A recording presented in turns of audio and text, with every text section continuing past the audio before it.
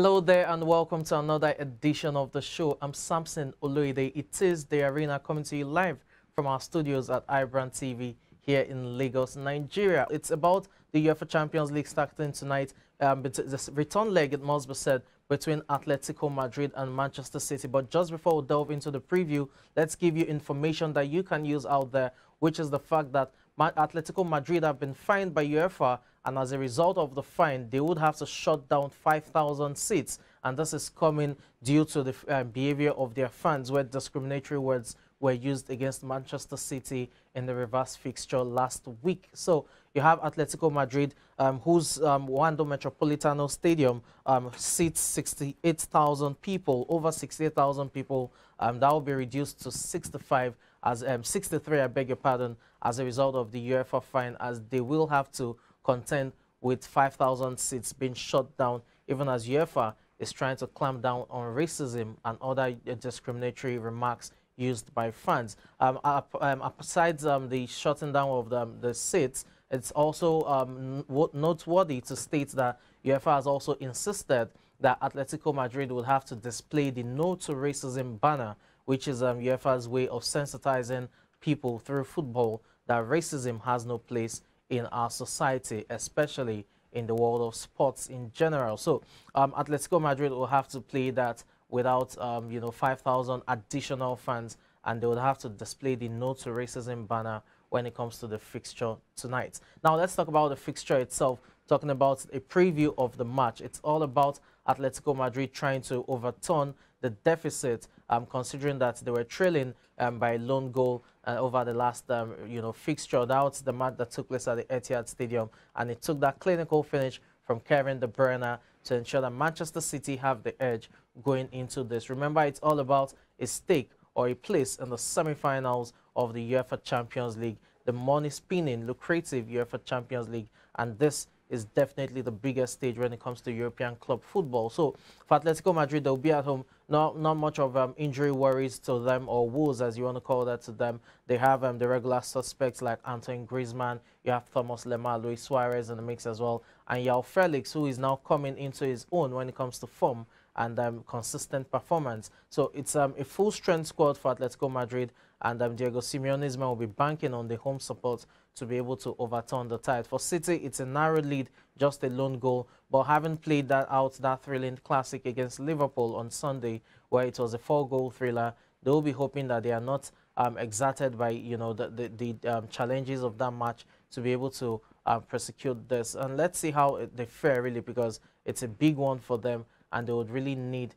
to get their acts together in terms of progressing to the semi-final of the UEFA Champions League. Atletico Madrid is at home, but it's Manchester City who have the lead. And you also have, in terms of prize money, you have the graph there, which has to do with the amount each team gets when it comes to the UEFA Champions League. That's it on your screen. So for a semi-final spot, it's 12.5 million euros that is at stake, and that's what Atletico Madrid and Manchester City are playing for, 12.5 million euros. That's what whoever qualifies for the semi-final of the UEFA Champions League gets. And you can rest assured the final, it's 15.5 million. The winners of Champions League get additional 4.5 million euros to make it 20 million euros for winning the Champions League. Now, it must be said that that's not just the that's not the only amount the winner gets. By the time you add TV revenues to it, you can rest assured that the winner goes home with so much more than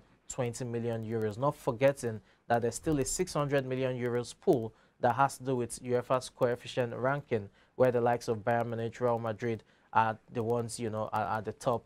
So that has to do with how teams have fared in UEFA Champions League over the last decade. That's a 10-year stint, or a 10-year span, rather. And you can rest assured for teams that get regularly to the latter stages of the competition, they would have more when it comes to that pool itself. So there's so much money at stake. It's not just the semi-final. There's also a guaranteed purse of 12.5 million euros. That's what Atletico Madrid and Manchester City will be playing for tonight. Now, talking about the other match, we have Bayern Munich, the German champions, who will be trying to overturn a 1-0 deficit that they suffered in the reverse fixture against Villarreal at the El Madrigal Stadium in Spain. This time around, it's Bayern Munich who will be home, and you can rest assured that they will be banking on Robert Lewandowski to get them through when it comes to defeating Villarreal in the second leg. That would also take place tonight. And it's a near to full squad as well for Bayern Munich. As I mentioned, Robert Lewandowski will be leading things. You have Villarreal, who will be trying to also usurp them. But Thomas Muller is in the mix. You have Serge Gnabry as well. You have, you know, Leroy Sané. That's the former Manchester City man who will be trying to make things happen for Bayern Munich going up front. The solace for Bayern Munich will probably be the fact that in the round of 16, they started slowly, talking about the first leg where they drew 1-1 against Salzburg.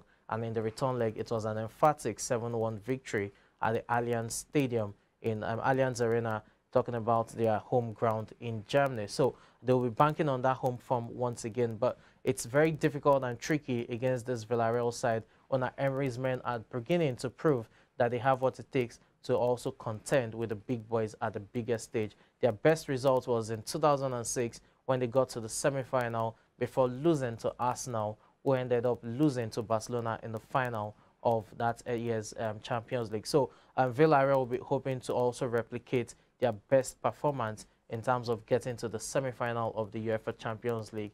And let's see how that will happen. They defeated Juventus, it must be said, you know, in the round of 16. So definitely they can still go all out to shock Bayern Munich. I'm sure over the course of 90 minutes, we would know how that pans out. Remember, there are no away goal rules this season. So even if Bayern wins by a lone goal at the end of regulation time, we'll go into extra time and possibly penalties. And I'm sure Villarreal will be hoping that they're also able to stage a surprise victory once again, just as they did at the Allianz Stadium in Turin, where they defeated Juventus by 3-0. Chelsea Football Club bidders were given an extra 3 days to submit their offers, and Steven Pagliuca is using the time to his advantage, talking about the Boston Celtics co-owner who has recruited NBA chairman Larry Tannenbaum as a backer. The Canadian is the chairman of Maple Leaf Sports and Entertainment, the company that owns Toronto Football Club, the Maple Leafs and Raptors, and the Argonauts. Now Tannenbaum joins Pagliuca's group of investors that reportedly include Passport Capital founder John Burbank and Facebook co-founder Eduardo Saverin. Pagliuca would have to offload a stake in Serie A's Atalanta if his Chelsea bid is successful. The other bidders include a consortium led by Los Angeles Dodgers, Lakers and Sparks owner Todd Boehly, a group led by Sports Investment Partners chairman Sir Martin Broughton, and a consortium led by the Ricketts family, who owns the Chicago Cubs. And still talking football at this time, sports business, Real Zaragoza are set to sell a 51% ownership stake to an investment group led by Yogi and Jose Mas Santos, the part owners of Major League Soccer's Inter Miami, the Spanish second-tier club, confirmed. The consortium investing in the La Liga 2 outfit also includes Gustavo Sepa, chairman of Colombian team Millonarios, and recent launch president, who as well is an investor in the team, Australian state of Victoria. And that is coming as preparations are ongoing for the 2022 edition of the sports. Remember, the 2022 edition of Commonwealth Games will be taking place in Birmingham. Birmingham is the host city for the Commonwealth Games this year, which is slated for July 28th to the 8th of August. You'll have the best of athletes under the Commonwealth nations participating at the Commonwealth Games. For Australia, it is the 6th time that an Australian state will be hosting the games, which is very good. And you have to give credit to Australia in terms of how they've hosted the games, in prior editions. Now, the 2026 Australian Commonwealth Games will be staged across several cities, including Melbourne, that has once hosted the games. And right now, 16 games have been confirmed for the 2026 edition of the Commonwealth Games, with 7 more to be added later on. So the state of Victoria doing well in terms of winning the hosting rights for the 2026 Commonwealth Games. Now let's move away from there and delve quickly into the world of football. Did I say football, basketball? Maybe because there's the UEFA Champions League night tonight, and we all are looking forward to that. That's why I keep saying football. Anyways, basketball I meant. And for basketball, it's all about the playing tournament that is currently on, as well as the playoffs that will start on Saturday, which is the 16th of April. And I'm sure everyone is looking forward to the big clash between the Golden State Warriors and the Denver Nuggets, talking about the 3rd and 6th place teams in the Western Conference standings, although that game will most likely not have Steph Curry playing in it. But the focus right now is about the Lakers, and it's about their head coach, Frank Vogel, who has been sacked by the Lakers, the franchise, following a dismal season where they amassed 33 wins and suffered 49 losses to crash out of the postseason. The finished 11th couldn't even get a play-in tournament. So, as expected, the break will definitely bring about an overhaul of the team. Unfortunately for Frank Vogel, in his 3 seasons at the helm of affairs of running the Lakers, he was able to amass 127 wins and 98 losses during the regular season, as well as 18 wins and 9 losses during the postseason.